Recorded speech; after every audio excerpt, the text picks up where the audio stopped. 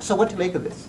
So we have, it's the same day of the year, the sun is highest in the sky, and a well bottom is illuminated in Syene, but not in Alexandria. So let's see what we can do with that. Let me draw a picture. And this is probably, Eratosthenes probably did something like this.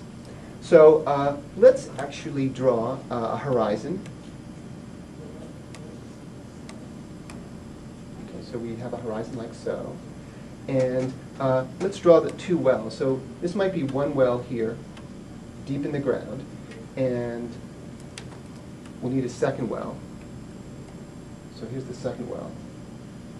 And we'll need the rays of the sun. So sun is straight overhead, at least in Syene. And so let's get some sun rays. So there's the sun coming down like this, and the sun like this.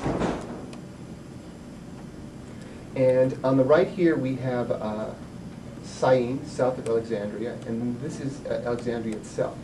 This is not what happens. Eratosthenes knew that the sun was very far away. There are other reasons for believing that. The sun was so far away that its rays were nearly parallel when it reached the Earth's surface. So this was a good picture, assuming Earth was flat. So if Earth were flat, the expectation would be that we would have, if the well at Syene were fully illuminated at the solstice, so should the well at Alexandria. So this assumes a flat Earth. But that cannot be the case. So this is wrong. Okay? That is wrong. That's the wrong picture. So let's tuck that away. Eratosthenes had another idea. Earth was a sphere, perhaps. A sphere is a wonderful shape, and it also solves the problem about where's the boundary to the Earth. There's no boundary of the sphere, so it's a compelling possible model. So let's actually consider a second model, a spherical Earth model. So let's see. Let me draw a circle here. Circle represents the sphere in cross section, and let's see. I'm going to need to put Alexandria and Syene in the sphere. And at your desk, you can be doing this as well. And here's a radius to maybe Syene. And then at Syene, I'm going to put in a well. Maybe something like that. It's a deep well. I'm, of course, exaggerating the size of the well. And then let's also draw in the situation at Alexandria. So at the bottom, we have Syene and its well, and then we have Alexandria up here, say maybe there. Now let's draw in some. Let's do the following. Eratosthenes knew that at Alexandria, the bottom of the well was never illuminated. So actually, he did an experiment. He actually put a stick in the ground, a vertical stick, and the vertical stick is an extension of the radius. And then he found the length of the shadow on the solstice. So we're going to need a little bit of geometry here. So this is one ray of the sun, and let me put another ray. Okay, so two rays coming from the sun. The sun is way off to the right. And now we have a sort of geometrical problem. Eratosthenes measured this angle, so he did an experiment, and that angle turned out to be about 7 degrees. And you notice we have two horizontal lines cut by another line, that green diagonal, and so equal interior angles from your high school geometry. So this angle is also 7 degrees. So 7 degrees is about 1/50th of a circumference. So Eratosthenes reasoned that the distance between Alexandria and Syene must be about 1/50th of the circumference of the Earth. So that's actually impressive in itself. The other thing, of course, you can see immediately the spherical Earth model solves the basic problem. At Syene, the sun can be directly overhead, while at Alexandria, it need not be directly overhead on the same day. Let's see if we can convert this into something quantitative. We can actually get Earth's exact diameter from this, or exact circumference. So, we're going to need some proportions. So we can do something like this.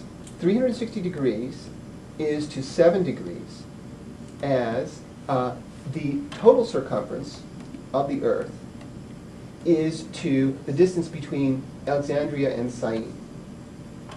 Now, to keep the math simple, 360 divided by 7 is approximately 50.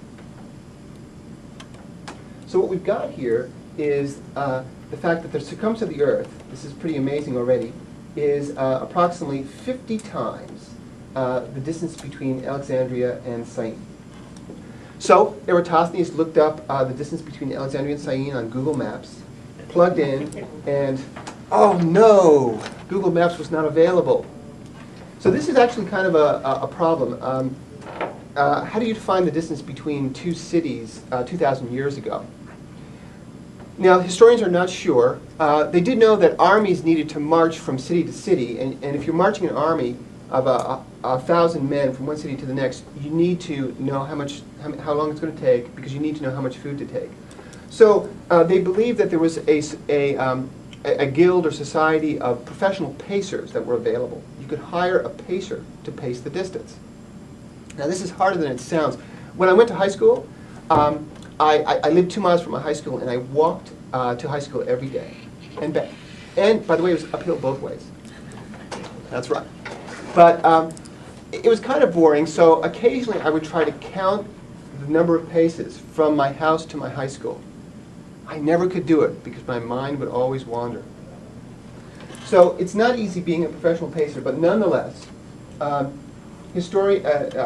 distance between Alexandria and Syene was estimated by Eratosthenes to be 500 stadia. So so that means the circumference of the Earth is 50 times 500, or 250,000 stadia. Okay, well, historians have another problem now. What exactly is one stadium? It's a unit length that's no longer in use.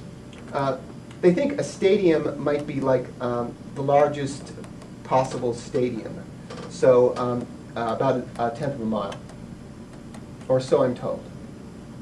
And so if you plug this in, this means that the circumference of the Earth is 225,000, rather, a tenth times 250,000 miles.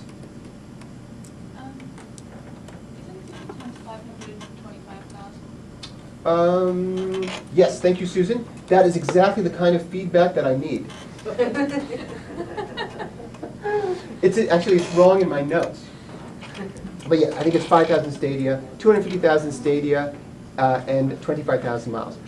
So even if we're not quite right, even if we're not quite